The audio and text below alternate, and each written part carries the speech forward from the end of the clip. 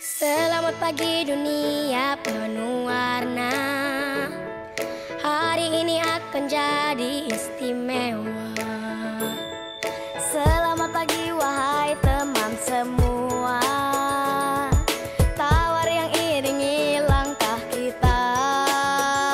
Sudah tak sabar segera dimulai. Siapkanlah dirimu. We're gonna have a good time. Oh so much fun. Bersama teman baru.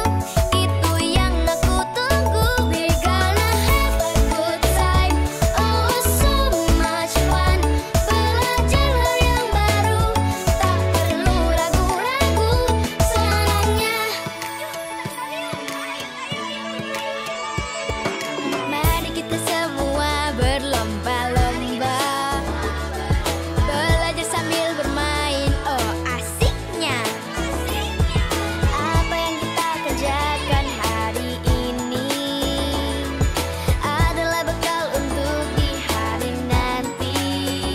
Sudah tak sabar segera dimulai. Siapkanlah dirimu. We're gonna have a good time.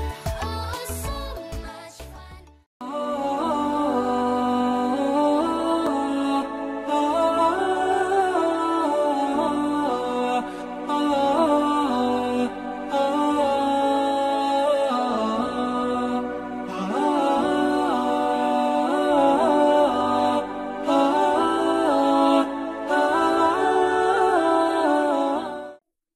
Assalamualaikum warahmatullahi wabarakatuh. Alhamdulillahillazi anzalal Qur'an hudan linnasi wa bayyinatin minal huda wal furqan.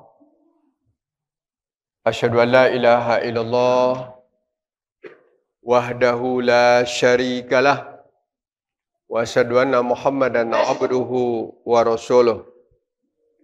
Allahumma salli wa sallim wa barik ala nabina Muhammad wa ala alihi wa ashabihi wa man tabi'ahu bi isanin ila yaumil ma'ad. Wa qad qala Allah ta'ala fil Qur'anil Karim, a'udzu billahi minasy syaithanir rajim, wa nafsin wa ma sawwaha fa alhamaha fujuraha wa taqwaha. Qad aflaha man zakkaha wa qad khaba man dassaha. Bapak dan ibu-ibu jemaah pengajian Masjid Al-Furqan yang insyaallah selalu berada dalam keadaan sehat walafiat dan mendapatkan rahmat daripada Allah Subhanahu wa taala. Selanjutnya, marilah kita sama-sama bersyukur dan banyak memuji kepada Allah, ya. Alhamdulillah pada pagi hari ini kita kembali berada di masjid yang kita cintai ini dalam rangka kajian rutin Ahad pagi, ya. Dan selanjutnya kepada Nabi kita Muhammad sallallahu alaihi wasallam juga kita diperintahkan selalu memperbanyak selawat dan salam. Karena kita bisa seperti ini menjadi seorang muslim dan insyaAllah juga memberikan kita perumahan kehidupan, keselamatan dunia dan akhirat, tidak terlepas daripada perjuangan Nabi kita Muhammad SAW di dalam menyampaikan risalah dakwahnya. Baiklah Bapak dan Ibu sekalian, kajian kita pada pagi hari ini yaitu tadi sudah diberitahukan, permasalahannya adalah tazkiyatun nafs, atau dalam kalau kita artikan secara bahasa Indonesia adalah membersihkan diri kita, kan, mensucikan diri kita.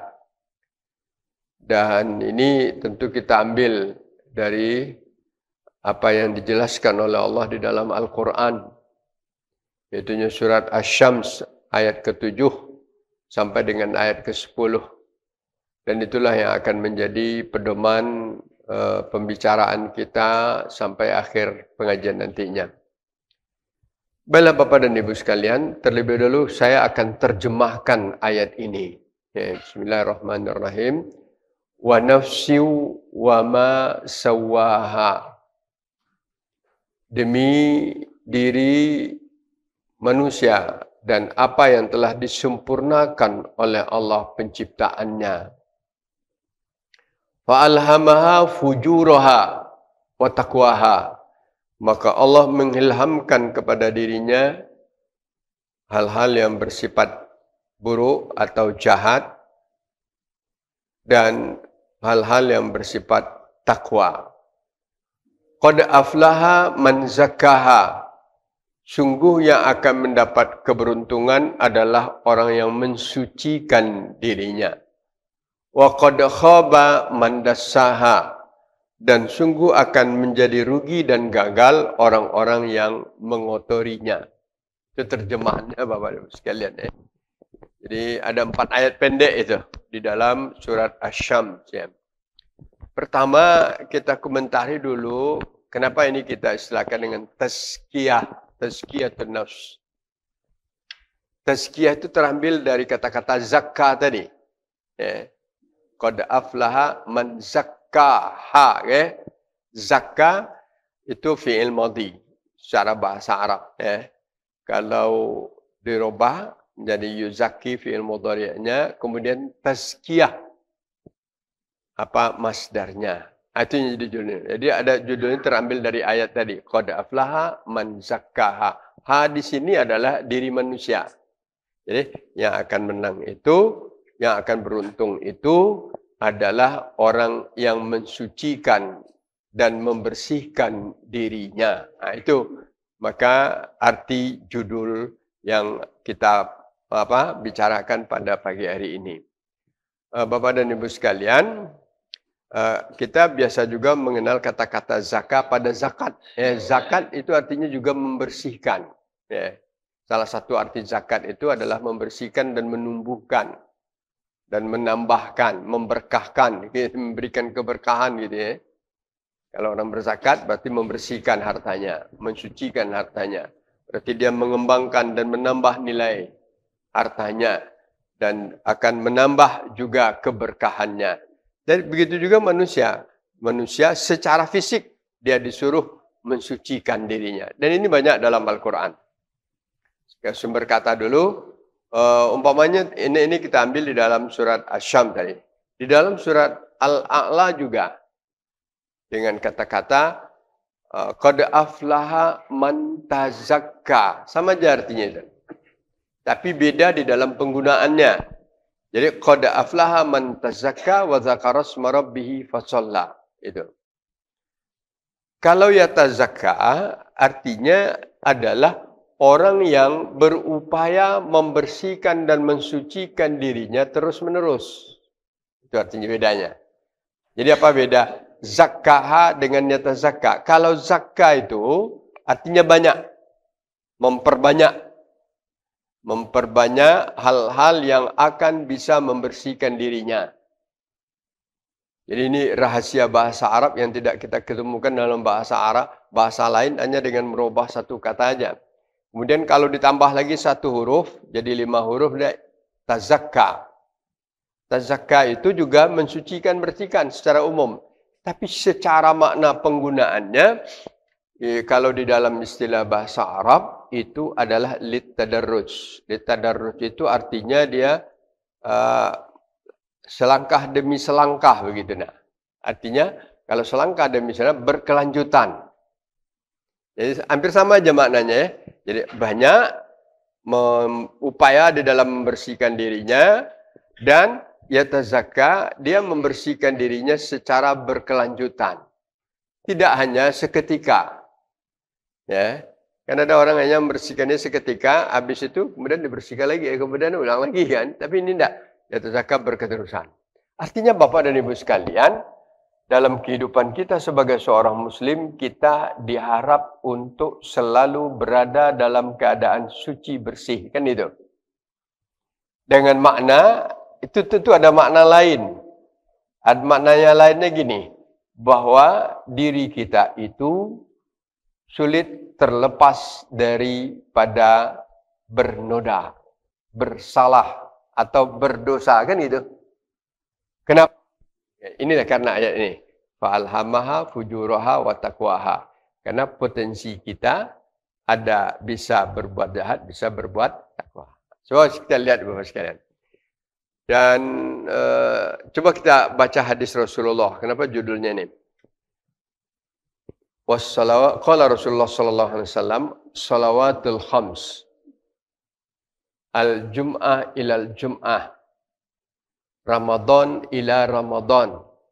Mukaffirat lima bainahunna. Izzajatuni bal kabair. Salat yang 5. Salat yang 5 berarti dari subuh sampai apa? Isya ya. Salat yang 5 rutin kita kerjakan setiap hari. Jumat ke Jumat. Hari Jumat ke Jumat gitu ya. Artinya Allah tidak mengatakan untuk salat Jumat dari Jumat ke Jumat. Itu karena Jumatnya. Kemudian Ramadan ke Ramadan. Antara satu Ramadan dengan Ramadan yang lain. Jadi kalau kita lihat salat itu ada harian, Jumat itu adalah pekanan, Ramadan itu adalah tahunan. Kan itu artinya. Jadi sesuai makna tadi. Bahwa kita membersihkan diri itu ya harian, ya mingguan, ya tahunan. Berarti berkelanjutan. Tidak pernah berhenti. Itu Bapak sekalian ya. Nah, bagaimana? Salat yang 5, Jumat ke Jumat, Ramadan ke Ramadan itu ada kelanjutan komentar Rasulullah. Mukaffirat. Mukaffirat itu artinya dia menghapuskan. Apa yang dihapuskannya? Lima bainahunna. Apa yang ada di antara di antaranya. Di antara salat, di antara Jumat ke Jumat, di antara Ramadan ke Ramadan. Kan itu artinya. Apa yang ada? Yang ada adalah apa yang dilakukan oleh diri kita. Kan itu ya. Diri kita yang mana hidupnya diberi oleh Allah ada potensi terjatuh, tergelincir atau tersalah melakukan yang bernilai fujur. Dan dalam diri kita juga ada dorongan untuk memperbuat kebaikan yang bernilai-nilai takwa. Coba lihat Bapak sekalian. Jadi diri disempurnakan oleh Allah, ya. Kemudian ada potensi yang bisa. Jadi apa potensinya? Potensi kita adalah salah, lupa, berdosa. Gitu ya. Berdosa, bernoda. Gitu. Kalau kita salah, bernoda. Kenapa? Kalau kita salah bernoda gini. Iza aznabal muslim zamban nakatat nuktatan sauda fi qalbihi. Kalau seorang muslim berdosa, kan gitu ya. Aznaba itu berdosa artinya. Kalau seorang muslim berdosa, nakatat membekas satu titik hitam fi qalbihi di hatinya. Kalau diumpamakan hati itu kertas putih, ada satu titik hitam. Sudah bernoda dia kan? Kalau 2, 3, 4, sebanyak itu pula. Kalau berketerusan, banyak. Di kertas yang putih itu, titik, terus jadi apa deh? Sudah bernoda, sudah bisa aja kalau ini tidak dibersihkan, jadi apa deh? Jadi kotor semua. Kalau sudah jadi kotor semua, ada 2 kemungkinan. Hati kita akan sakit, hati kita akan tertutup. Kan gitu. Bisa hati tertutup, bisa hati kita sakit. Dalam Al-Quran juga begitu. Kalau tertutup, khatamallah. Ada kan? Khatamallahu ala qulubihim. Wa ala samihim. Wa ala absarihim. Bisawatun. Walahum azabun azim. Allah menutup hati mereka. Bukan Allah paksakan. Tapi Allah nutup hati mereka karena dosa mereka sendiri. Karena kesalahan mereka sendiri. Ya. Atau dalam bentuk lain dikatakan oleh Allah, orang yang sudah seperti itu, fi qulubihim maradun. Hati juga ya. Dalam hati mereka ada penyakit. Fi qulubihim maradun. Penyakit apa? Bukan penyakit secara fisiknya, tapi penyakit secara non-fisiknya. Apa sakitnya? hatinya itu sudah dikotori dengan nilai-nilai dosa dan yang tidak pernah dibersihkannya. Maka fazadahumullahu marra. Kalau sakit, Allah nambah sakitnya. Hari ini tambah, besok tambah. Jadi jangan dibayangkan sakitnya ini sakit seperti lever, bukan. Kalau lever itu fisiknya. Ini yang sakit hatinya. Kalau hati yang sudah sakit, mata buta, telinga apa? Peka. Okay. Maksudnya apa? Buta melihat yang benar, yang baik. Peka atau bisu mendengar yang baik-baik. Dia ya yang kalau bukan tidak didengarnya dia tetap dengar. Tapi masuk di kanan, keluar di mana? Di kiri. Dengar dia kan? Karena manusia itu pada dasarnya kalau dia masih sehat, indranya tidak rusak, yang 5 itu pasti berfungsi kan? Gitu ya. Bagaimanapun. Salah satu kelebihan anugerah Allah kepada kita, Allah berikan kita panca indera kan gitu. Panca indera, mata bisa melihat, telinga bisa mendengar, lidah bisa ngomong kan gitu, kulit bisa merasa gitu. Terus seterusnya adalah panca indera dan dia akan berfungsi. Tetapi kata Allah, kenapa?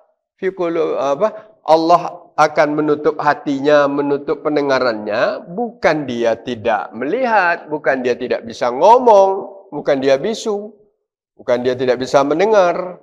Tetapi apa? Itu apa yang didengarnya tidak dijadikannya sebagai suatu hal yang berfungsi untuk yang ada dalam dirinya. Yang dengarkan dipikirkan dengan baik misalnya kan. Maka istilah orang kita masuk telinga kanan, keluar telinga kiri. Itulah yang di dalam arti kata khatamallahu ala qulubihim wa ala samihim wa ala absarihim. Kisah semuanya tertutup. Tapi resikonya apa? Walahum azabun azim. Awas untuk mereka azab yang pedih. Kalau sakit juga begitu. Fi qulubihim maradun fazadahumullahu marada walahum azabun alim. Kenapa dia mendapat azabun alim? Bimakanu yaksibun. Karena dia membohongi kebenaran yang disampaikan oleh Allah Subhanahu wa taala. Jadi kembali masalah sekalian.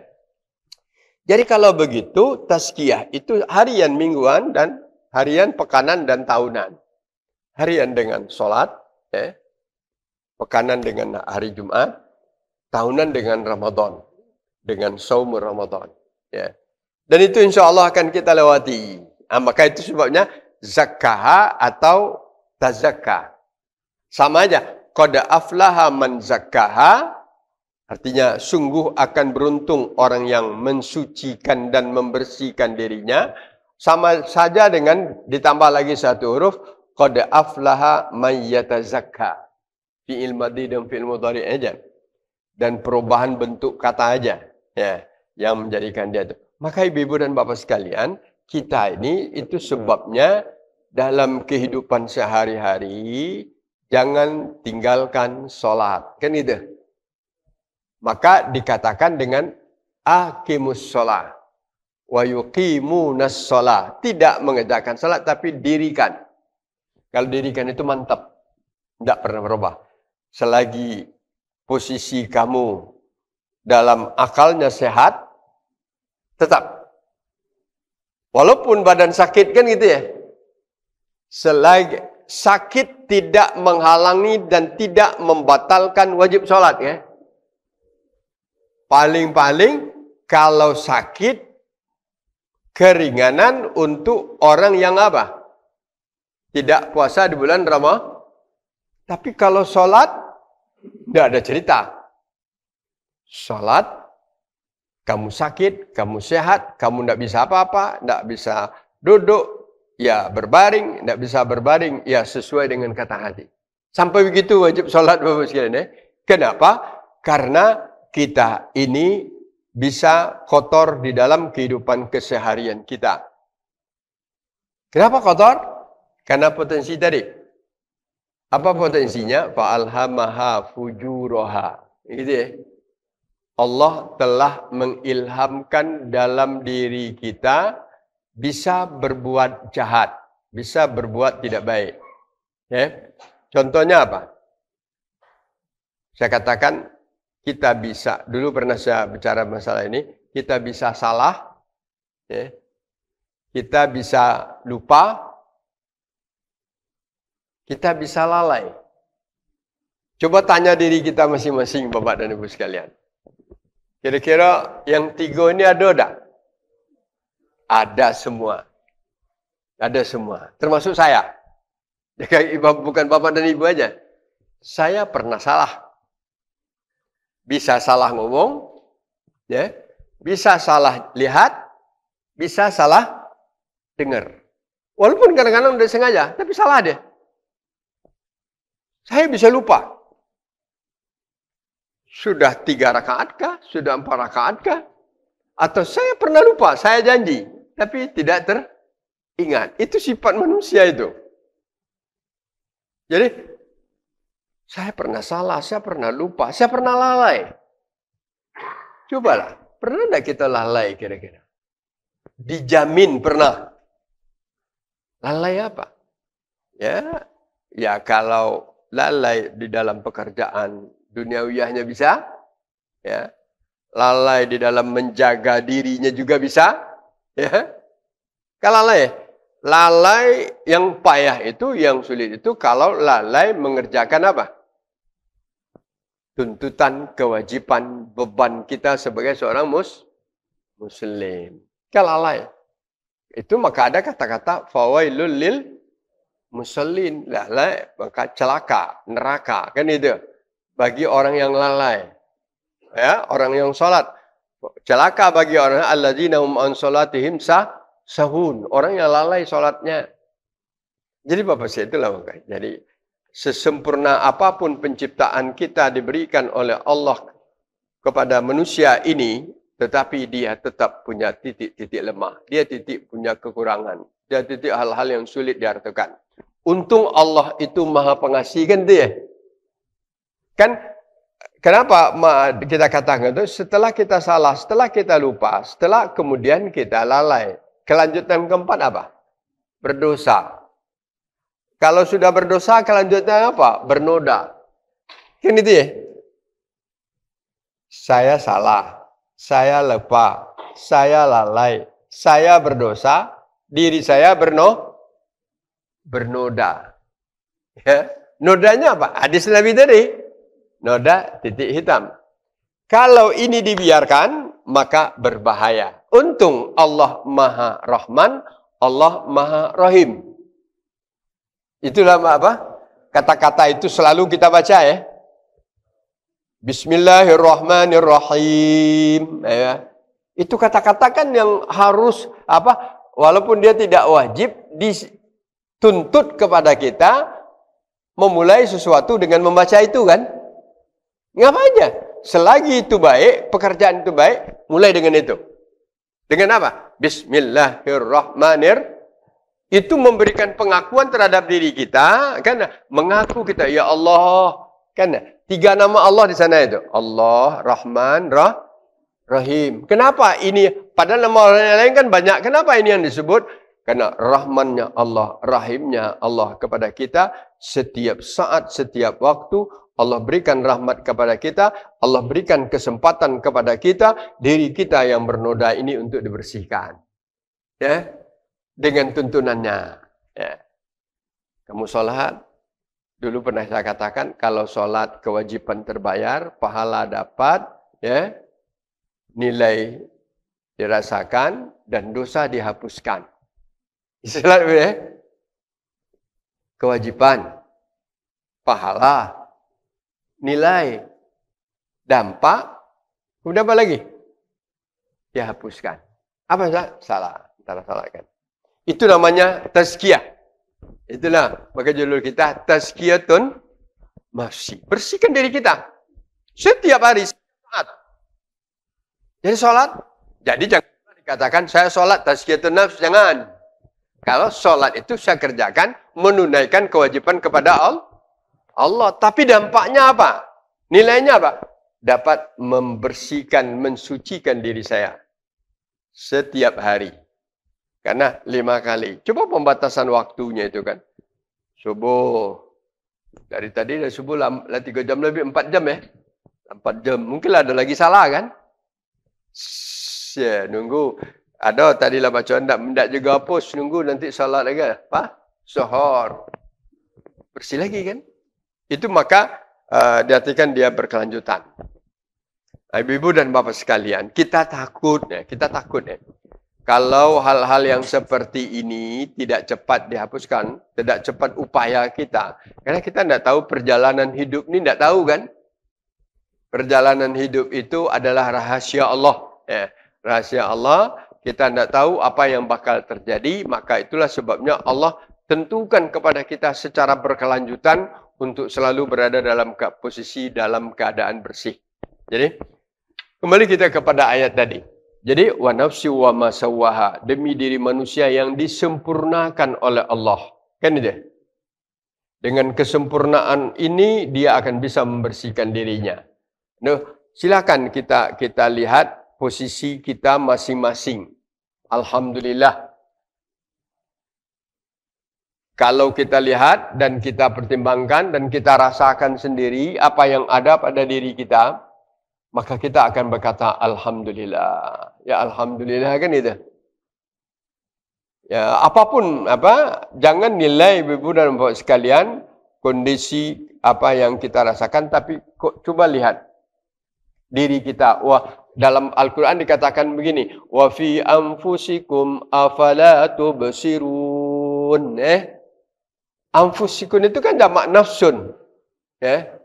Kalau satu nafsun, kalau banyak anfus. Wa fi anfusikum afala tubsirun.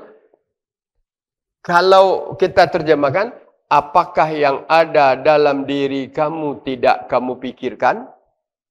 Kamu berpikir tak tentang kebesaran? Maksudnya apa? Kamu berpikir tak tentang kebesaran Allah terhadap diri kamu? Ya, berpikir tak? Ya, kamu yang bisa. Kondisi dalam keadaan sekarang ini tidak serta-merta seperti itu.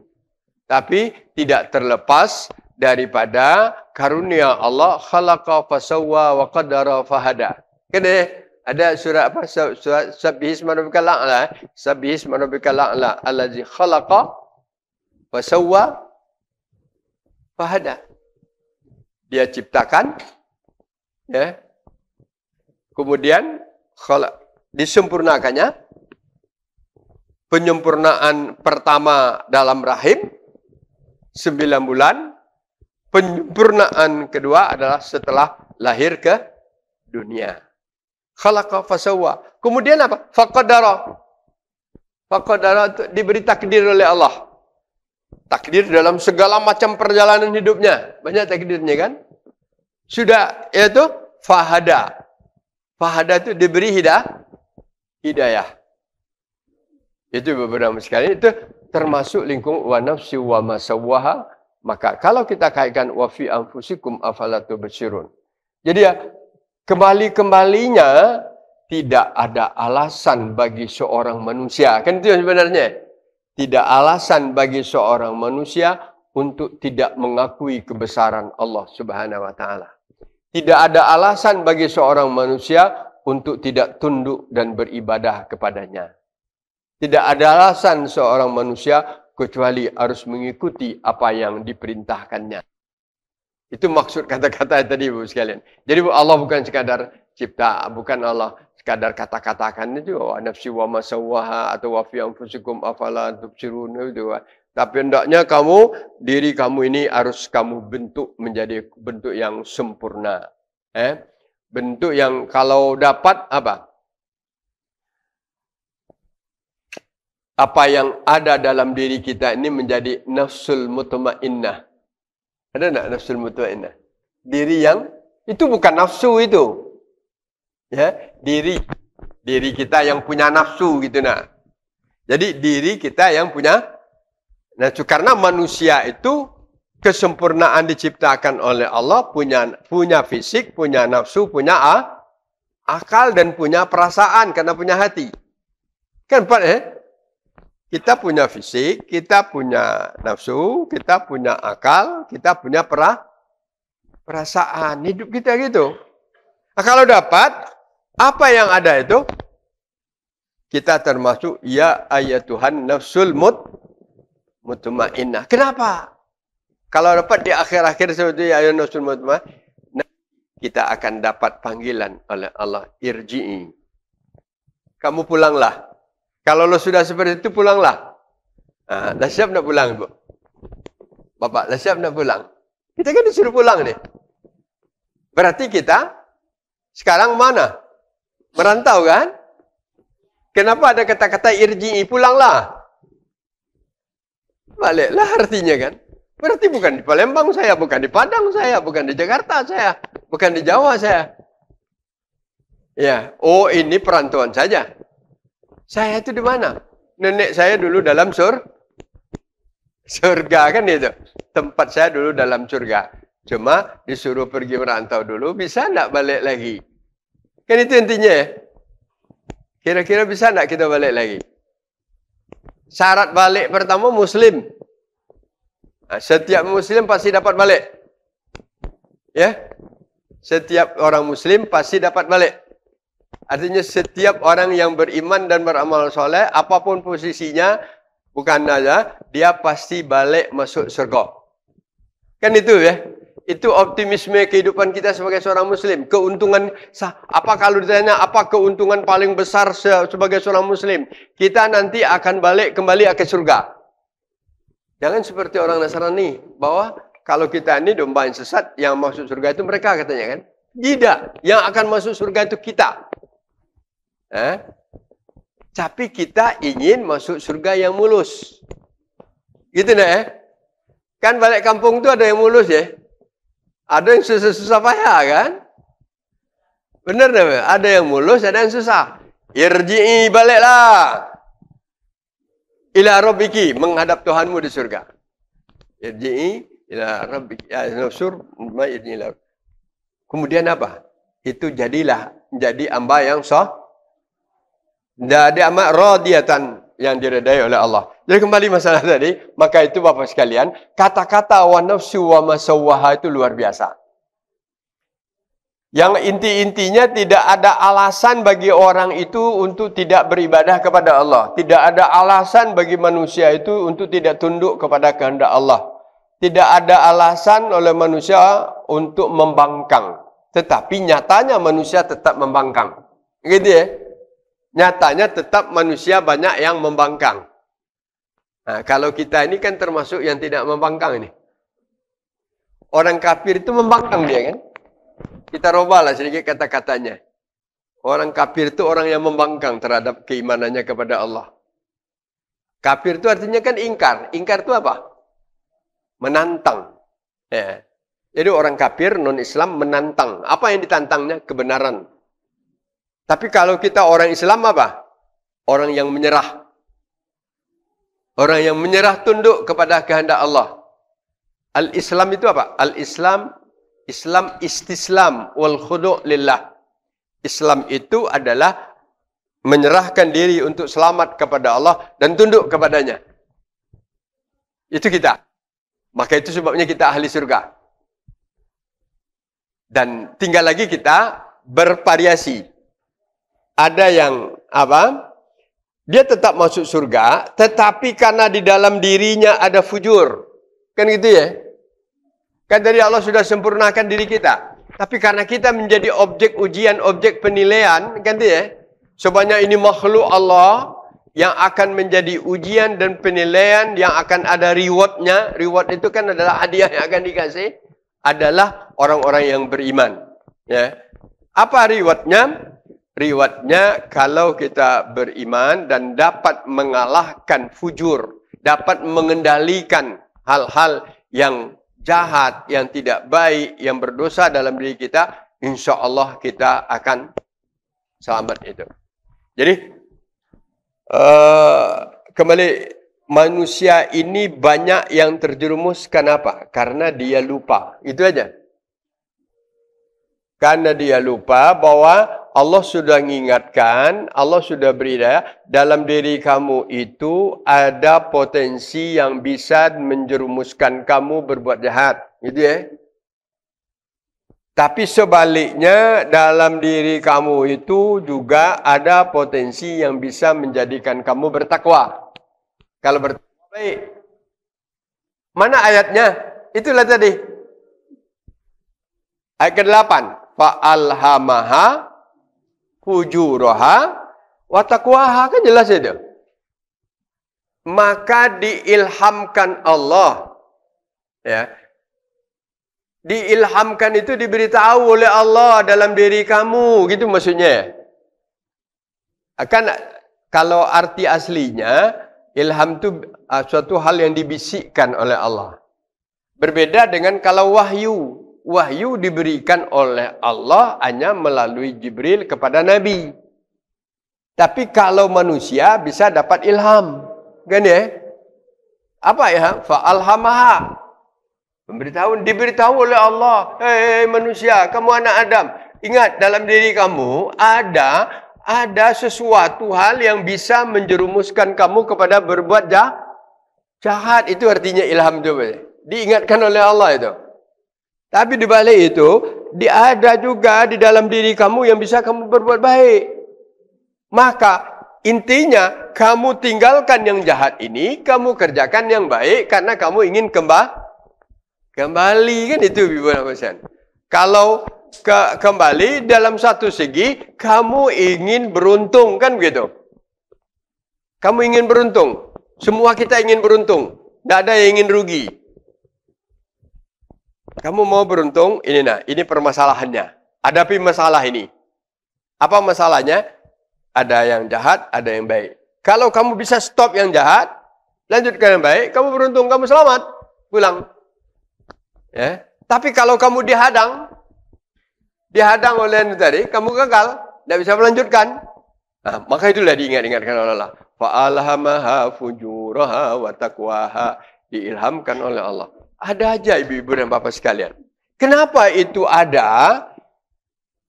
Karena di dalam diri kita ada sesuatu hal yang bernama hawa nafsu. Ini itu ya. Ada yang bernama akal. Dua-dua ini pada dasarnya bagus. Kalau dijalankan seimbang.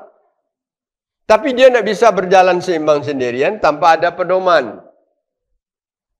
Bapak sekalian, kalau hawa nafsu dan akal berjalan seimbang, seia sekata, aman. Apalagi ada pedoman, kan? Tapi kalau apa? Nafsu kamu mengalahkan akal kamu, gitu ya. Tidak tahu pula pedoman yang diberikan oleh Allah, itulah yang menjerumuskan kamu kepada perbuatan jahat. Sekarang cobalah dia, boskan. Kalau kita dengar berita yang paling banyak itu berita apa? Berita apa yang paling banyak di TV? Kalau berita ini, berita kriminal, kan itu ya? Berita kejahatan. Segala macam bentuk kejahatan. Sehari itu kalau kita catat berapa kejahatan yang diberitakan, kejahatan yang dilakukan oleh manusia. Apa kejahatan yang tidak dilakukan manusia lagi, Ibu sekalian? Coba pikir. Apa bentuk kejahatan yang tidak dilakukan oleh manusia? Ya. Sejak daripada kalau mencuri, merampok, membunuh itulah hal yang apa? Ya, berkelanjutan itu kan. Merampok, mencuci, bahkan apa? Membunuh. Kalau berita yang namanya apa? Sadis pembunuhan itu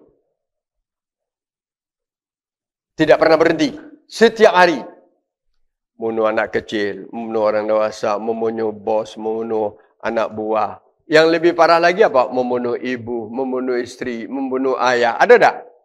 Membunuh anak, membunuh bayi, membunuh orang dewasa. Itu kan semuanya jahat ya. Kenapa? Kenapa itu terjadi, Bapak sekalian? Karena Allah sudah ingatkan dari awal, kamu tak perhatikan. Kamu semestinya kalau kamu mencari jalan keberuntungan, kamu perhatikan ayat ini. Qad aflaha man zakkaha. Jangan sebaiknya, jangan kamu biarkan, kamu ikutkan saja potensi yang ada dalam diri kamu, hawa nafsu yang bisa menjerumuskan kamu kepada yang jahat tanpa hawa nafsu ini dikendalikan oleh akal dan pedoman Allah Subhanahu wa taala. Jadi kalau kita baca di sini sekalian, saya bacakan bahwa di dalam diri kita ini fa'alhamaha fujura fa'arsadaha ilal fujur wa taqwaha ay bayyana laha dzalika wa hadaha ila ma qadara alaiha. Allah sudah ciptakan, Allah sudah beri petunjuk. Ini jahat, ini takwa. Kan itu artinya. Ini baik, ini jahat Kemudian bayyana dzalik, dijelaskan serinci-rincinya. Wahadaha, diberi kamu petunjuk. Inilah semestinya kamu lakukan. Kalau kamu lakukan ini selamat, kan? Wa qadara, dan kamu sudah ditakdirkan untuk itu yang sebenarnya. Tetapi kata Allah, masih banyak manusia ini lupa sehingga dia lebih enak mengikuti apa yang diinginkan oleh hawa nafsu. Sekarang coba lihat ibu sekalian. Semua bentuk kejahatan yang kita dengar. Sebabnya apa?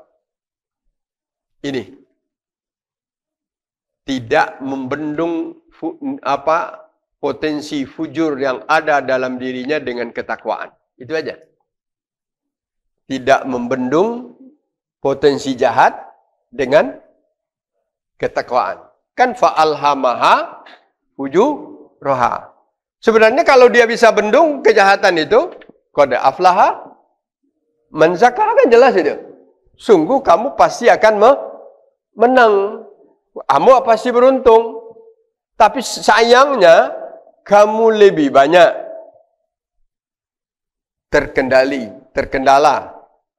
dikendalikan oleh fujur tadi. Qad khaba man dassaha. Yang gagal, yang pasti rugi, yang pasti tidak berhasil adalah orang yang mengotori dirinya dengan kejahatan tadi. Sangat sederhana kita bisa memahami ayat ini, kan? Tetapi apa? Karena ini realita yang ada dalam diri kita, yang ada di dalam masyarakat kita, maka inilah yang perlu kita ingat-ingat ibu-ibu dan bapak. Kenapa diingatkan oleh Allah dan berkali-kali dengan bahasa yang berbeda. Jadi hal yang seperti ini diingatkan oleh Allah bukan sekali, berkali-kali. Ini kita kaitkan saja tafsiran ayat yang berkaitan dengan surah Asy-Syamsi ayat 7 sampai ayat 10. Dalam surat Al-A'la juga ada, dan surat yang lain juga ada, kan gitu.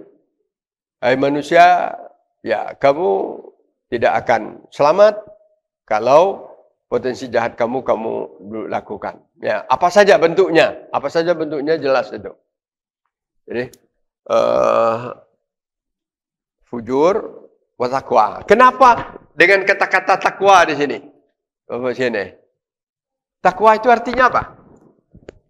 Jadi yang bisa menjaga kita tidak terjerumus kepada berbuat jahat ini adalah takwa. Karena takwa itu artinya bukan takut. Kan selama ini orang ngartikan takwa itu takut Maksudnya esensinya boleh takut tapi maknanya bukan takut. Esensinya apa? Ada di dalam ketakwaan itu esensinya takut, artinya takut kalau melanggar, kan gitu. Tapi arti takwa itu bukan takut. Coba lihat. Takwa itu kata orang Arab terambil daripada kata waqa. Yaki. Waqa itu memelihara artinya. Apa takwa itu? Memelihara. Kan fa'alhamaha fujuraha wa taqwaha. Takwa itu arti aslinya memelihara. Kalau dikaitkan dengan ayatnya, pelihara dirimu jangan sampai mengikuti potensi jahat. Itu arti minimalnya gini. Pada aflaha manzak. Apa? Fa'alhamaha fujuraha wa taqwaha. Kalau para ulama memberi pengertian begini lagi, agar lebih komprehensif, agar lebih lengkap maknanya, takwa itu apa? Imtisalu awamirillah. Imtisal awamirillah. Wajtinabi nawahihi. Gimana? Imtisal itu apa? Melaksanakan. Ya. merealisasikan juga boleh. Imtisal, merealisasikan, melaksanakan, mengaplikasikan bahasa anak modern sekarang. Tapi melaksanakan apa yang diperintahkan dan diinginkan oleh Allah, wajtinab, dan menjauhi apa yang dilarangnya. Artinya, kamu jaga diri kamu dari yang jahat dengan cara itu tadi, dengan cara melakukan perintah Allah. Datang waktu solat kamu solat, dituntut kamu berlaku jujur-jujur. Kemudian dilarang kamu berkata bohong, jangan bohong. Dilarang khianat, jangan khianat. Dilarang dengki, jangan dengki. Dilarang lalai, jangan lalai. Dilarang apa lagi? Segala larangan-larangan. Dilarang makan yang haram, jangan lakukan yang haram. Kan gitu. Itu yang disebut dengan takwa itu. Jadi orang takwa itu orang yang menjaga. Orang yang memelihara. Jadi kalau sudah dipeliharanya, maka ibaratnya sudah disumbatnya jalannya. Kejahatan itu dalam dirinya. Tidak bisa masuk lagi. Dengan apa? Potensi tadi hilang dengan bertakwa. Nah, kemudian Bapak sekalian coba lihat. Takwa menjaga diri. Dan kalau itu sudah ada, kita berada pada posisi terhormat. Gitu ya? Yang paling terhormat apa? Manusia ini, anggota DPR apa? Yang dipanggil terhormat ini apa? Yang mulia dan terhormat kalau anggota DPR kan panggilannya khusus ya. Jadi bapak dan ibu tidak ada yang jadi anggota DPR, tidak ada panggilan terhormatnya kan? Terhormat kan? Padahal ini terhormat. Jadi kalau mau terhormat, ya bukan anggota DPR. Inna akramakum. Sesungguhnya orang yang paling terhormat di antara kamu, atqakum. Orang yang paling tinggi nilai ketakwaannya. Itu yang paling terhormat. Tidak karena jabatannya, tidak karena kekayaannya, tidak karena kebangsawanannya, tidak karena kekuatannya, tapi karena apa? Karena iman dan ketakwaannya. Itu bisa saja orang yang setinggi-tingginya berjabatan, presiden, kalau ukuran presiden, orang yang paling itu sekarang sekalian kan, kalau umpamanya khalifah-khalifah itu sudah luar biasa ketakwaannya. Yang memerintah umat Islam ini hampir seluruh Timur Tengah terkuasai dulu waktu Islam besar Umar bin Abdul Aziz kan. Itu kan luar biasa itu kan, terkenal dia sampai sekarang. Tapi ingat bahwa kemuliaan itu bukan karena itu, bukan karena jabatan, tapi karena ketakwaan. Walaupun dia kerjanya seorang petani, seorang nelayan, seorang pedagang kecil, seorang pegawai, seorang OB, seorang apa, bisa saja dia lebih terhormat dari siapa? Orang yang tertinggi pangkatnya di kantor itu. Ya. Kalau ada Bapak sekalian dalam suatu kantor besar, pegawainya ratusan atau bisa 500-an, dari yang pangkat tertinggi, pangkat sedang, pangkat menengah, dan pangkat yang terkecil, siapa yang paling terhormat di sana?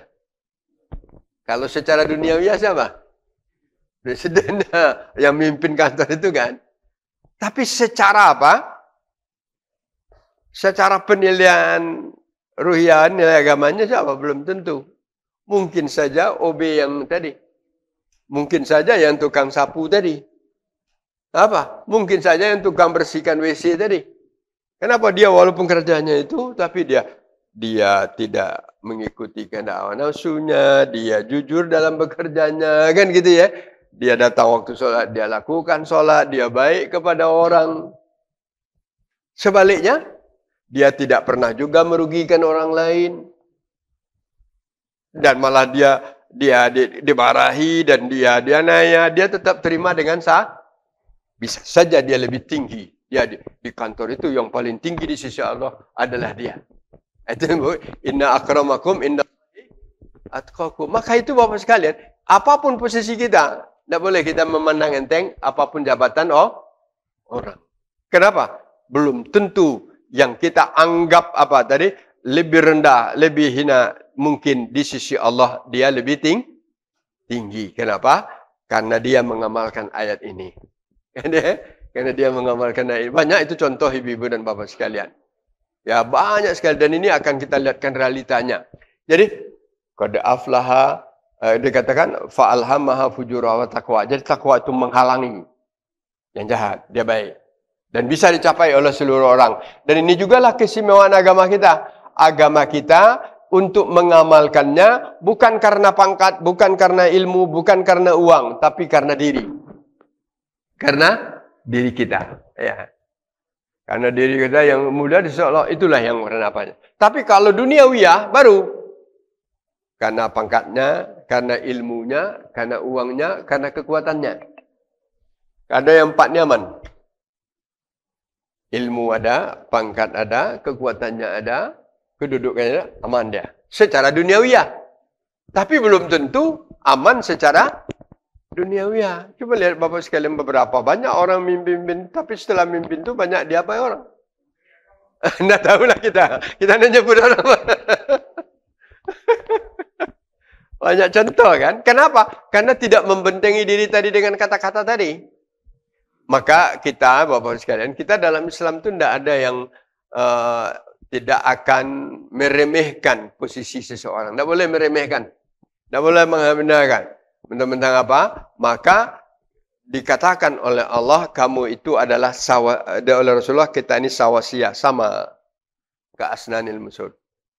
Itu sebabnya juga diperlihatkan di dalam pola ibadah kita. Pola ibadah kita yang paling jelas apa? Salat. Kalau sholat itu, yang di saf pertama itu siapa? Siapa yang datang duluan? Iya, itu kan? Walaupun dia tukang sapu, tapi datang duluan dia di saf pertama. Dia yang dapat unta kan? Ya. Kalau dia yang yang datang terakhir, dia datang ke belakang, silakan. Berarti menunjukkan bahwa di dalam Islam itu dinilainya bukan karena apa, tapi dinilai karena ketakwaannya kepada Allah Subhanahu wa taala. Oh, tidak, kan kalau gubernur datang kan mungkin kita itu lain. Itu masalahnya pemberian kehormatan bukan karena penilaian tadi. Ya. Jangan pula Bapak sekalian, nanti tiba-tiba setelah dilantik wali kota dia hendak sholat Jumat kemana? Tidak sholat Jumat ke Masjid Al-Furqan, tiba-tiba datang terlambat, masjidlah penuh, ada pelataran sana, biarlah sholat sana. Itu secara keduniaan bisa saja. Tapi kalau dia, tidak apa-apa. Tapi saya tetap dapatkan. Karena ada juga satu apa.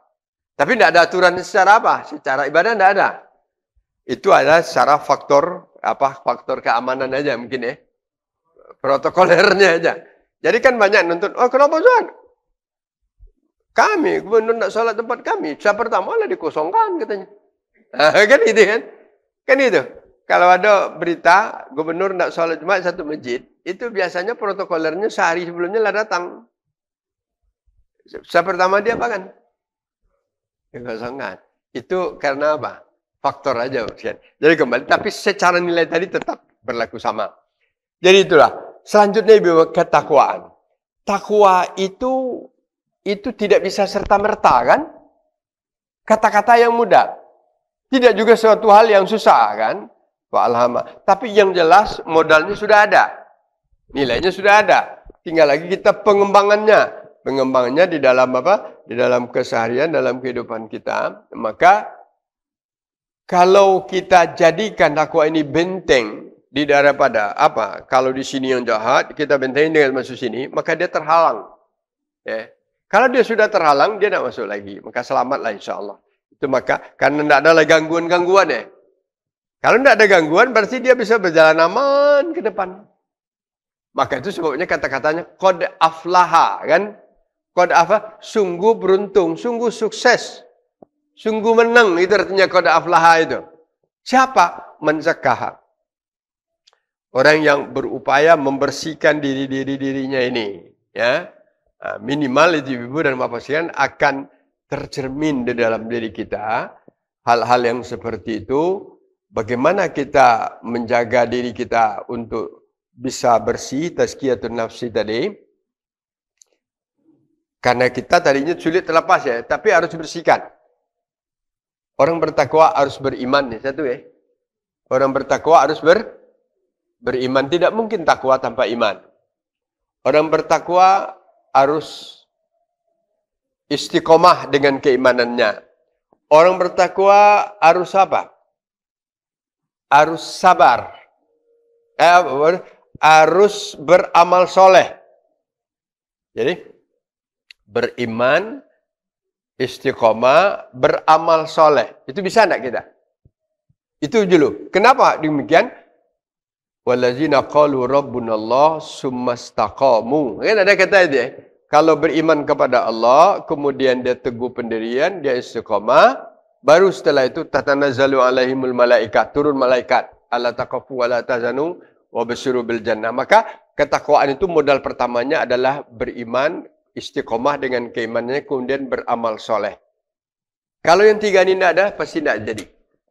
Ya. Imannya ada tidak? Tidak mungkin dia beramal aja. Tapi perbuatannya syirik kan? Jadi beriman itu, dia beriman, dia bertakwa kepada Allah dan dia istiqomah. Atau beriman dia seketika saja, sudah di luar, tidak beriman lagi kan? Bisa aja. Jadi beriman, istiqomah, beramal soleh. Kemudian apa? Karena dia sudah berusaha beriman, sudah berusaha beramal soleh, sudah istiqomah. Tapi karena punya kelemahan. Tadi kelemahan kita apa? Bisa saja potensi-potensi jahat itu muncul. Kadang tidak kehendak kita kan? Tidak ada kehendak kita. Tetapi, karena dalam diri kita ada hawa nafsu, di dalam ada hawa nafsu, dari luar ada apa? Apa yang dari luar? Syaitan, iblis, kan itu. Kalau nafsu sudah muncul, dibumbui oleh setan, biasanya itu keimanan tadi turun. Ya. Kalau keimanan turun, iman itu memang sifatnya gitu. Al-iman yazid, wayan kus iman itu kurun. Kalau sudah turun, tidak hati-hati, berkelanjutan turunnya itu, orang itu tidak bisa jatuh kepada perbuatan jahat. Walaupun selama ini orangnya soleh nih kan. Tiba-tiba apa? Lupa. Oh, sesat dia jadinya kan? Ada kan? Orang selama ini tidak ada cacatnya, baiknya, solehnya. Tiba-tiba, kenapa? Ada saatnya manusia itu lalai. Kan? Lalai, kenapa lalai? Karena di waktu itu dia dihantui oleh hawa nafsu dan dimasuki oleh setan. Jadi ada tidak orang yang baik-baik tiba-tiba dia masuk apa? Masuk bui? Ada.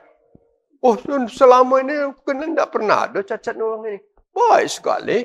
Pelakunya baik, imannya bagus. Ini kok tiba gini. Karena apa? Karena ada saatnya keimanan itu dia akan drop ke bawah. Kalau kita tidak hati-hati, itu maka perlu dijaga tadi. Kalau tidak hati-hati, itu bisa menjadi-jadi karena dia apakah lagi? Allazi waswisu, diwaswaskan lagi. Karena kerjanya setan itu apa? Waswisu fi sudurin.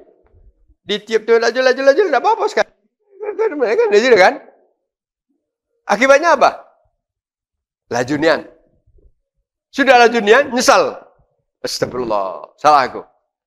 Pada dasarnya ibu-ibu dan bapak sekalian, orang secara kejiwaan, secara psikologi, orang yang pernah melakukan sesuatu berbuat dosa, Rasulullah sendiri mengatakan jiwanya terganggu. Ada hadisnya itu. Al-birru matma'anna bihil qalbu wal ismu ma haka fi nafsika wa karita ayatali alaihin nas. Hadis itu. Kalau perbuatan itu baik, perbuatan baik, apa amal soleh itu apa? Itu menimbulkan ketenangan jiwa kita. Matma'anna bihin nafs, tenang diri kita. Kalau kita beramal, tenang. Kita bersedekah, kita sholat, kita ngaji, kita membantu orang lain. Karena saya tidak ada beban. Plong kan? Coba. Kalau satu saat kita bohong. Kalau bohong. Itu maka sekarang ada di dalam apa? Di rumah sakit itu. Orang itu kan apa? Ada tidak tes kebohongan sekarang? Nah, itu menunjukkan kebenaran hadis Rasulullah itu. Ada alat yang dipakai di dalam ilmu kedokteran sekarang untuk mentes kebohongan. Gimana caranya? Mungkin dia, ya karena kita belum pernah uji coba seperti itu ya. Tapi ada itu. Dia bohong enggak? Biasanya itu dilakukan oleh pengadilan kan? Oleh pengadilan, tes kebohongan. Terus berapa mungkin? Apakah apakah itu alatnya seperti alat detak jantung? Tidak tahu kita kan? Kalau detak jantung kayak gini-gini kan? Tapi bagaimana? Tapi yang jelas ada alatnya. Ada alat apa? Poligraf ya. Nama itu kan ada namanya alatnya poligraf. Kan jelas ada itu ya. Maka Bapak dan Ibu sekalian, benar kata Rasulullah, wal ismu. Kalau sesuatu itu perbuatan dosa, jadi silakanlah. Dia mencuri, dia membunuh. Kalau orang membunuh, pola apa? Jangan karena baru nampak polisi aja dia apa? Umpamanya, ada si A, dia selama ini pembuatan kejahatan kriminal. Tiba-tiba di depannya ada apa?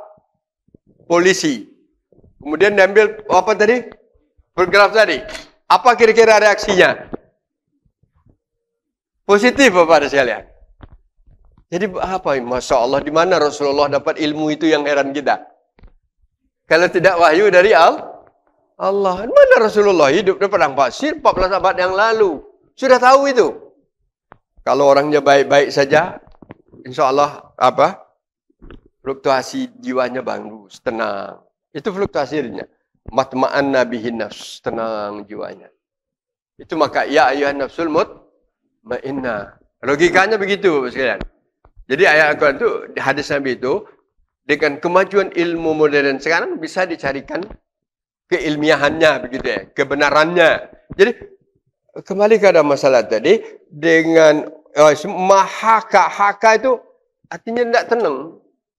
Bergejolak gitu ya. Bergejolak jiwanya. Orang yang korupsi. Bergejolak jiwanya. Orang yang bunuh. Orang yang bohong. Kalau dia bergejolak jiwanya. Tidak apa-apa. Ketawa cak biasa. Dia ketawa lain. Kalau ketawa kan tidak bisa. Ketawa itu kan bisa dibuat-buat kan. Senyum tu. Tapi kalau hati siapa tahu. Penilaian itu kan di hati sini. Maka hakaf juga.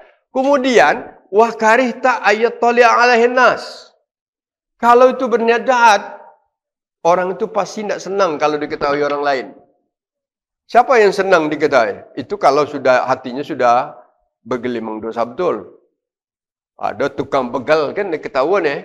Tapi begal juga nampak dia tapi tidak. Tapi pada dasarnya semua kejahatan-kejahatan yang dilakukan seseorang itu ada dua cirinya. Jiwanya tidak tenang.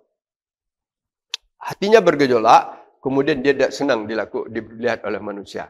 Kalau ini berkelanjutan, penyakitannya fisik. Mungkin dia darah tinggi. Mungkin dia apa? Berpikir-pikir terus. Mungkin dia kolesterolnya tinggi. Mungkin sudah jantungan. Macam-macam ya. Macam-macam ibu-ibu namanya. Maka salah satu keuntungan kita orang Islam yang selalu beribadah itu apa? Kita cari ketenangan batin kita. Kalau kita berdosa, kita cepat mengharapkan agar hilang. Kita beribadah kepada Allah, kita berzikir kepada Allah, kita bertobat. Maka itu setelah kita nyatakan kita beriman, istiqomah, beramal soleh, lakukan 3 hal lagi. Mana yang 3 hal? Yang pertama, fastaghfara. Maka dia minta ampun. Saya komentar. Mana yang 3 tadi? Istighfar, tobat, sabar. Ya.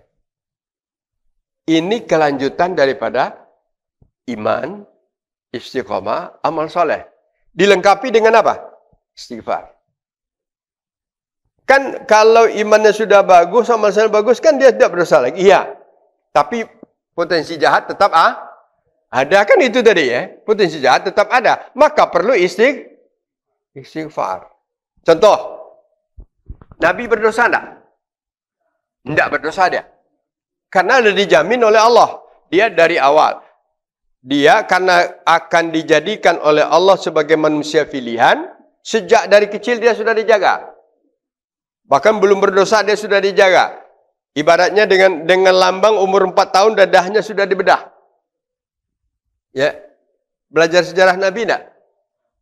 Di waktu dia masih dipelihara oleh siapa? Aminah. Halimah ya. Bermain-main dengan anaknya, tiba-tiba datang kata anak Halimah tadi, si Muhammad dia apa? Ada orang datang di bedah dadanya. Halimah ketakutan kan? Maka padahal Halimah masih sangat sayang kepada Nabi untuk tetap menjaga dia. Maka besoknya apa? Halimah mengantarkan Nabi Muhammad kepada kakeknya Abdul Muttalib. Asik juga baca sejarah Nabi itu, sekali baca sejarah Nabi juga. Itu real. Kau dikaitkan, kenapa? Karena Allah sudah berupaya menjaga Nabi. Dari awal. Hatinya sendiri. Bahkan tak ngadap Allah ke mana? Ke Mustawa, dia pakai lagi. Dia bedah lagi kan? Maka ada ayat Al-Quran, liyaghfira laka ma taqaddama min zambika wa ma ta'akhkhara. Dosanya dihapuskan. Tidak ada lagi. Maka dia maksum. Maksum itu apa? Nabi itu tidak ada sedikit pun dosanya. Gitu ya? Nabi itu tidak ada pun sedikit dosanya. Walaupun sifat kemanusiaan ilham bisa potensi jahat tetap ada, potensi takwa ada, tapi potensi jahatnya sudah dikunci oleh Allah. Dikunci itu tidak bisa muncul kan? Muncul diapakan? Maka tidak sedikit pun dalam Nabi itu, maka dia maksum. Dan satu-satunya yang maksum di dunia ini hanya Nabi. Satu-satunya. Kalau kita, sebaliknya. Yang akan saya ambil di sini apa kaitan dengan kajian kita tadi? Nabi sudah tahu itu dia bersih total. Tapi apa kata dia? Inni la astaghfiru ilallahi wa atubu ilaihi aksar min sab'ina marrah. Itu hadis sahih kan? Apa kata Allah? Saya tetap beristighfar kepada Allah dan bertobat kepadanya paling kurang 70 kali dalam sehari. Dalam hadis lain, mi'atu marrah, 100. Pertanyaan. Kalau pertanyaan ilmu modern sekarang, ini tahsilul hasil, tidak perlu. Suatu yang sudah ada, untuk apa lagi kan? Cobalah, kalau ada orang yang belajar di perkuliahan, ini kenapa? Ini kan sudah, ngapa kamu buat ini buang ini kan? Tapi lain, Nabi. Nabi tidak ada, diulang lagi, kenapa dia istighfar? Untuk apa lagi istighfar kan gitu kan? Untuk apa lagi dia untuk sholat tahajud sampai bengkak kakinya. Kayak gitu. Ingat apa sekalian? Aisyah Ummul Mukminin saking prihatinnya melihat kondisi Rasulullah, bengkak kakinya, ya Rasulullah, qad ghafara laka ma taqaddama min dzamb. Itu kata seorang istri kepada suaminya, wajar kan? Istri, ya Rasulullah, ya Muhammad, Allah kenapa lagi kamu harus apa? Mati-matian gitu seperti ini, berbuat baik dan berapa. Jawaban Nabi apa? Ala akuna abdan syakura. Hai istriku, senang tak kamu melihat kalau saya ini menjadi hamba Allah yang bersyukur. Begitu juga istighfar. Kenapa dia istighfar? Untuk apa lagi istighfar? Itu begitu harapnya kepada Allah Subhanahu wa taala. Maka itu setelah kita untuk ketahuan, setelah kita beriman, kita istiqomah, kita beramal saleh, kita perlu tetap istighfar. Dan kalaupun kita perhatikan di dalam kewajiban sholat kita. Di dalam kewajiban sholat yang paling banyak kita ucapkan adalah tasbih, tahmid, dan istighfar. 3 itu kan? Tasbih, tahmid, dan istighfar. Kita bertasbih, kita bertahmid, alhamdulillah. Kita bertasbih, subhanallah kan, subhanarabbiyal azim, subhanarabbiyal ala, subhanakallahumma rabbana kan, tasbih itu kan, wa bihamdika beristighfar kan. Bahkan kalau tasbih itu setiap gerak, syukur, sujud, istighfar gitu juga. Baru mulailah minta dibersihkan dosa kita. Kalau yang bagus doa iftitah itu kan silakan. Apakah awjatu, apakah Allahumma ba'id baini wa baina khotoyaya kama ba'ata bainal masyriki wal maghrib. Minta dibersihkan dari dosa. Gitu ya. Kita rukuk, minta dibersihkan dari dosa. Kita sujud minta dibersihkan dari dosa. Istighfar itu kan? Subhanakallahumma wa bihamdika Allahumma firli kan? Kita apa? Duduk di antara dua salat. Apakah baca Rabbi firli warhamni? Apa Rabbi Allahumma firli? Apa bisa aja kedua. Tetap intinya istighfar kan? Coba lihat. Waktu rukuk minta ampun. Dan apa? Kemudian apa? Sujud minta ampun. Duduk di antara waktu sujud minta ampun. Setelah Amidul Majid minta lagi Allahumma inni a'udzubika min azabi jahannam wa min azabil Masya-Allah ayo sekalian. Tujuannya apa? Tazkiyatun nafs. Tujuannya apa? Ya, tazkiyat. Artinya ringkasnya Ibu sekalian memang rujukan kita dalam rangka tazkiyatun nafs memang surat ini tadi, tapi intinya adalah kita menjaga diri kita menjadi orang bertakwa. Dengan apa? Dengan memperkokoh keimanan kita, dengan kita beristighfar. Kalau tidak habis juga dengan istighfar, kita bertobat kepada Allah. Sudah itu apa? Sabar. Sabar. Ini penting. Kalau tidak sabar, hari ini, besok, ngulang lagi dia. Maka, kalau saya kaitkan dengan ayat, kan ada lagi. Ya ayyuhalladzina amanu sabiru wa sabiru. Adilah jam 8:30 kalau ada nak bertanya dulu Ibu sekalian. Jadi itulah ringkasnya ya. Ringkasnya, tazkiyatun nafs. Apa itu tazkiyah? Apa dasar ayatnya? Kenapa kita perlu tazkiyah? Apa langkahnya? Itulah kira-kira tadi. Mudah-mudahan panjang lebar kita bicara. Ada yang dipertanyakan. Silakan Bapak dan Ibu sekalian. Ya, silakan Bu. Cepat Bu ya. Langsung Bu, ke poinnya.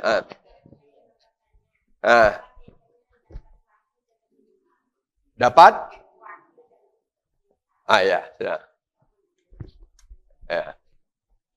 Ya, lanjut Pak, kedua kalian. Ya, silakan. Assalamualaikum warahmatullahi wabarakatuh. Salam. Alhamdulillah, terima kasih Pak Ustaz. Ini di dalam masyarakat ini, bahkan mungkin apakah itu memang seperti itu maunya atau punya pemahaman yang beda, ya kan? Kalau kita ini kan kajian kita ini yang diuraikan Ustaz tadi kan artinya supaya kita ini lebih lagi memahami tentang diri kita selaku hamba Allah, Allah itu kan khalik kita. Bagaimana kewajiban kita? Nah, saya itu gini, mungkin setiap ada yang meninggal, setiap doanya itu selalu mengatakan, ya ayuhan nafsul mutmainnah, yarji'i ila rabbiki radiyatan mardiyah. Kan kalau kita runut dari ayat pertama sampai terakhir itu kan firman Allah. Untuk kita selaku hambanya kalau sudah bernafsu nafsul mutmainnah itu pasti masuk surga itu. Surga itu kan milik Allah. Nah, kalau itu selalu dibacakan, masuklah ke surgaku, surga itu. Nah, ini saya masih agak kurang sependapat seperti itu. Bagaimana Pak Ustaz? Terima kasih. Pertama dulu Ibu ya, apa bedanya wahyu dengan ilham? Kalau ilham itu diberikan kepada semua manusia. Suatu bisikan bahwa ilham suatu bisikan yang seorang itu bisa hal-hal yang berkaitan dengan baik bisa jahat. Dan ilham itu ada kalanya benar dan ada kalanya salah. Tidak selalu benar ya. Ilham itu lontaran di tengah-tengah tangga itu.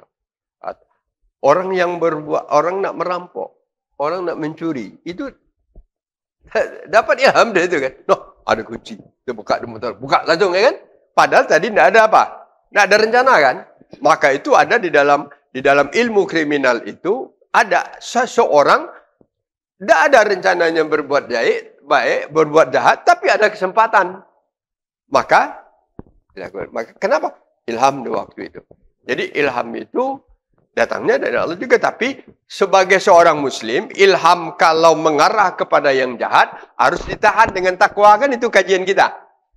Kalau ilham tergerak hati kita untuk itu ilham tergerak berbuat jahat harus kita dorong. Kan dua aja tadi.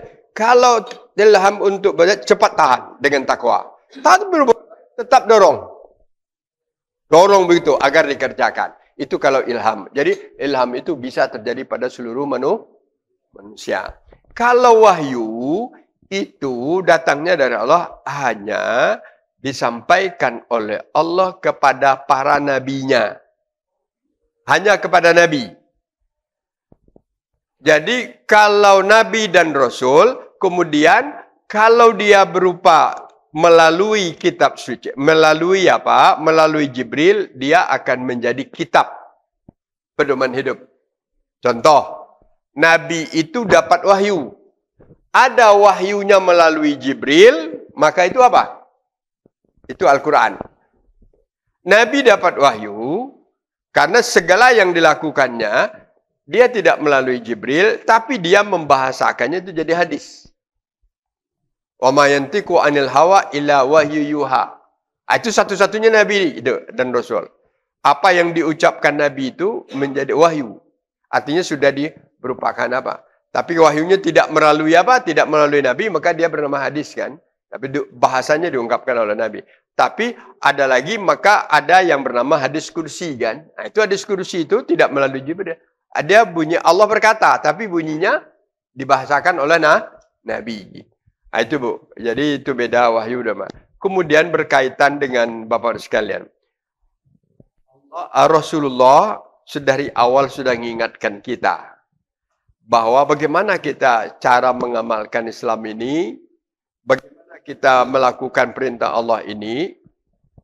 Kutitipkan dua aja kan dia. Ini dulu Pak. Taraktu fikum amrain. Aku titipkan dua aja. Ini loh Al-Quran, ini loh hadis Nabi. Peganglah yang dua ini. Kan ini caranya. Peganglah yang dua ini. Insya Allah kalau kamu pegang, dijamin kamu tidak akan salah jalan. Kan gitu. Dijamin kamu sama. Nah, sekarang Bapak sekalian. Maka di dalam beragama, kita yang ittiba' sunnah, kita akan berkata, ini dasarnya apa? Kan gitu ya. Jadi kita selektif memang. Jadi apa? Tidak kadang-kadang asal baik, asal apa. Ini kan bagus, ini kan kita selektif. Yang semestinya kan gitu. Karena laqad kana lakum fi Rasulillah uswatun hasanah. Kita pelajari kalau itu. Dan guna-guna pengajian gini, oh ini loh ada sunnahnya. Kenapa kok kamu keluar rumah dengan tangan kaki kanan dulu awal? Karena ada sunnahnya kan gitu. Ada pedomannya. Nah, sekarang Bapak dan Ibu sekalian, di tengah-tengah kehidupan umat Islam, karena modal ruhiyah, modal spiritual, nilai spiritual yang ada di dalam dirinya, dia lakukan yang secara zahir nampaknya bagus. Kan itu ya? Nggak bisa kita salahkan, bagus ya? Bagus. Tetapi, kan kita sudah ada pedoman. Marilah kita lakukan secara pedoman. Ya, apa? Kalau ayat-ayat, apalagi ayat-ayat Al-Quran, kita boleh membacakannya jadi doa, tapi kita tempatkan pada posisinya. Ya. Tapi kalau umpamanya apa, irji'i ila rabbik, itu yang berkata itu kan Allah. Kecuali sebelumnya kita katakan, semoga Anda termasuk, boleh. Nah, boleh kata-kata itu, bukan tak boleh-boleh artinya. Ya Allah, pokoknya dalam bahasa Indonesia, semoga Anda termasuk orang yang dia apa, yang dikatakan oleh Allah di dalam irji'i. Ada kata-katanya sana kan? Ini enggak. Langsung irji'i ila rabbika radiyatan mardiyah fadkhuli fi jannati fadkhuli fi yadadi wadkhuli jannati. Ya ada gitu kan? Itu padahal kata-kata Allah. Maka kalau boleh doa seperti itu, tapi beri penjelasan dari awal. Karena doa itu kan juga boleh bebas. Doa itu bebas. Ada doa itu yang kita sesuaikan dengan apa yang ada dalam Al-Quran, maka kalau bisa doa seperti itu, apa sesuaikan apa yang dicontohkan oleh Rasulullah, atau doa itu boleh juga kita menggunakan Al-Quran, tapi kita posisikan sesuai maknanya. Ya Bapak, pada hari ini kita berdoa, semoga Bapak kembali tergolong kepada orang-orang yang dikatakan oleh Allah, yang dipanggil oleh Allah untuk masuk surganya, sebagaimana firman-Nya, irji'i ila rabbik. Itu boleh Pak? Iya, boleh. Tapi berkomentari sebelumnya. Tapi dia yang ngomong. Kalau dia yang ngomong berarti seolah-olah dia tahan kan? Nah, itu yang salahnya. Maka perlu pemahaman. Perlu kita paham. Jangan pula, Pak Nos itu tidak boleh doa. Boleh, bukan tidak boleh. Doa itu boleh aja. Apakah dia dari hadis, apakah dari Nabi. Selagi tidak doa dalam sholat, kita ikuti aturannya. Tapi di luar boleh doa umum, boleh silakan. Tapi harus kita tahu juga maknanya, posisinya di mana kita dan bagaimana cara kita mengungkapkannya. Saya rasa itu Pak. Lah cukup Bapak lah jangan 10 Satu lagi Ustaz. Oh masih ada? Iya. Iya, sudah. Dari apa yang saya sampaikan Ustaz tadi, sebenarnya tinggal mencari pengamalannya saja. Ya. Bagaimana? Tapi ada ganjalan sedikit di sini dari apa yang sudah dijelaskan oleh Ustaz tadi, di mana letak posisi antara ridho dengan hidayah Allah. Ya. Ridho dan hidayah, karena dalam cerita kamu masuk surga oleh amal ibadah, bukan itu karena ridho Allah. Kemudian kalau hidayah itu misalnya orang yang sudah berbuat jahat kemudian dapat hidayah, itu kan semuanya ingin menuju ke surga dengan awal pembicaraan kita tadi. Terima kasih. Pak. Bagus Bapak dan Ibu sekalian. Hidayah ada maknanya. Makna pertama petunjuk.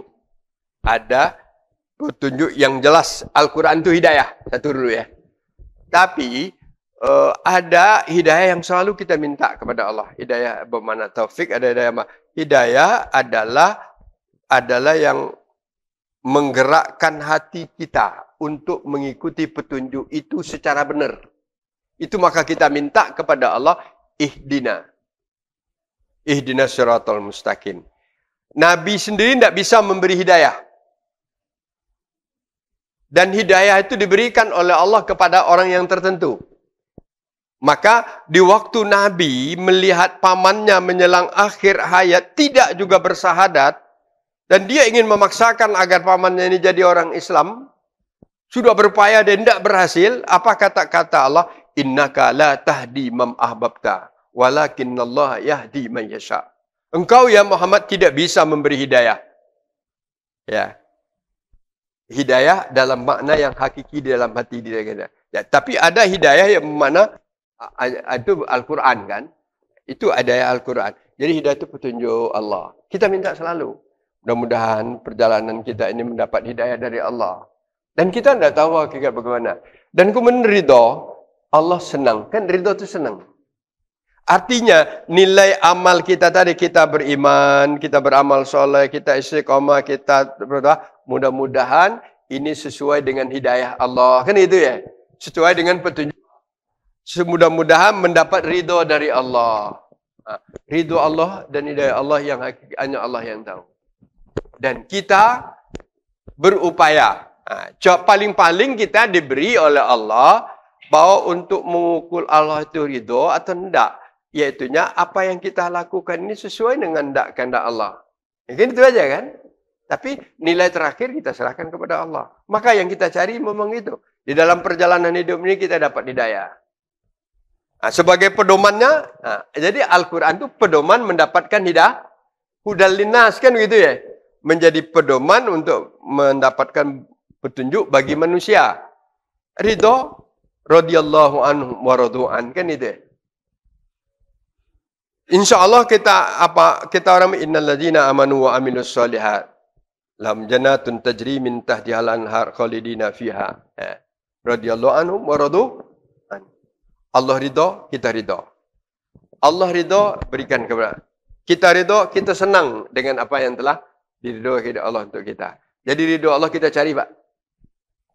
Yang kita cari dalam bekerja ridho Allah. Allah senang. Ya, kita perjalanan hidup kita ini mudah-mudahan sesuai dengan petunjuk Allah. Hidayah Allah.